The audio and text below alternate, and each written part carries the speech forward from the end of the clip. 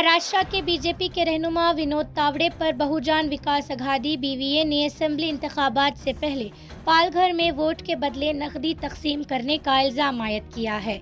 एक viral video में BVA के कारकुनों को नाला सुपारा होटल में तावड़े और बीजेपी के उम्मीदवार राजन नायक के साथ मुलाकात के दौरान बैग से नकद पैसे निकालते हुए दिखाया गया। तावड़े ने इन इल्जामात की तरदीद की और कहा कि ये बैग इनका नहीं था।